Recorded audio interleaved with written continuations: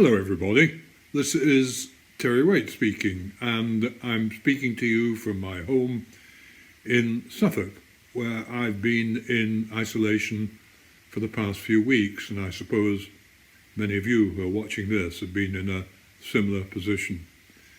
The other day I celebrated my birthday. I was 81, and thus getting into my 9th decade. I hope I've got another good few years left yet, but one never knows. But when you get to an older age in life, you tend to look back on the past, and particularly look back to childhood. I remember when I was a boy, my father was the village policeman. We were brought up in a small village in the north of England, and there were a number of pretty elderly people in that village, and they always dressed the same. They dressed in rather staid and dull clothing. I got into terrible trouble once because, as a dare, another boy said to me, in respect of an older man, and he wasn't all that old, he must have only been in his 60s or at the very best 70s, "I bet you don't call him Enoch," which was his name.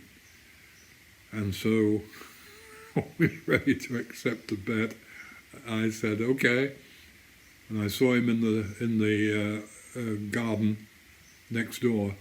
So I said, "Hello, Enoch, how are you?"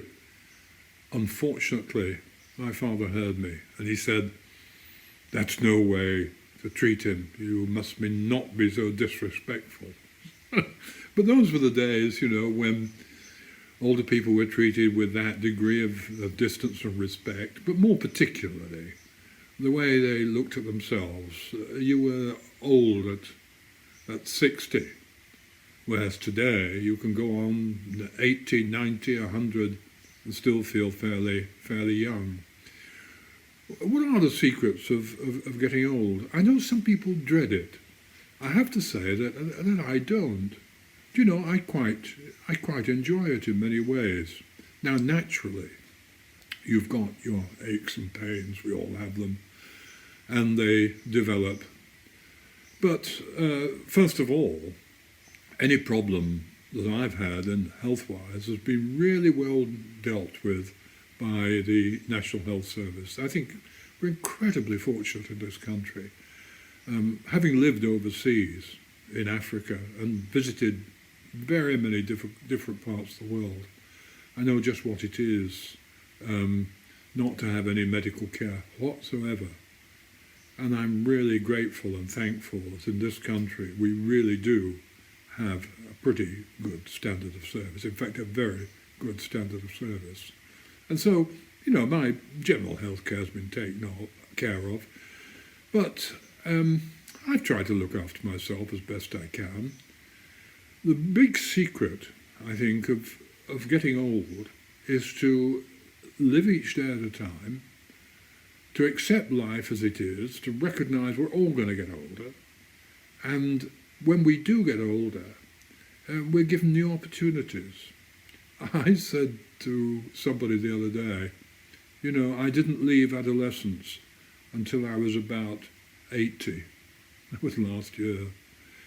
But perhaps now one is being able to reflect back on life and gain a little wisdom and be a little more relaxed about life.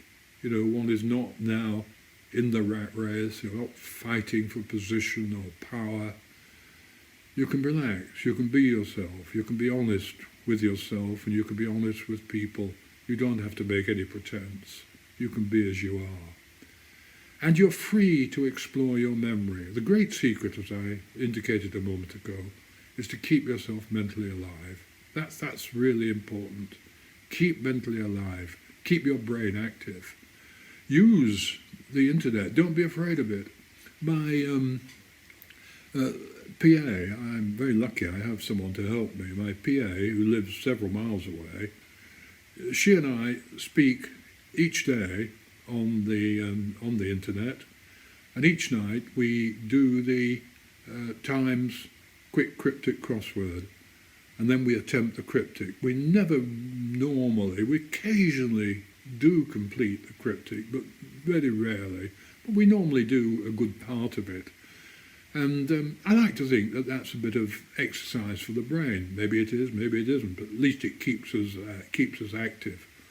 I also write. I've just written a book of children's stories. First time in my life at 80. I only hope they're any good. We'll see when they're published and see how they're received.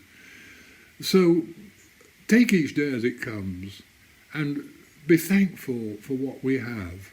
And what you have. You know, it can be a really interesting and good time.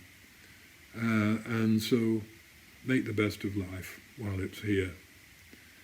Nice to speak with you, and I hope we'll get a chance to meet face to face one day. Bye-bye.